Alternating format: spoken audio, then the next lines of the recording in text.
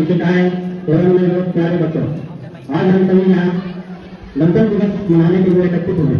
इसी दिन 26 जनवरी 1950 को हमारा देश संविधान लागू हुआ और भारत एक गणतंत्र दिवस देश बना।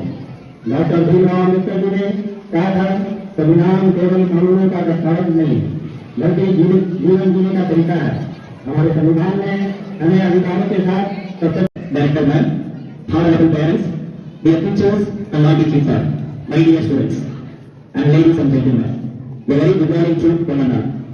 On this proud and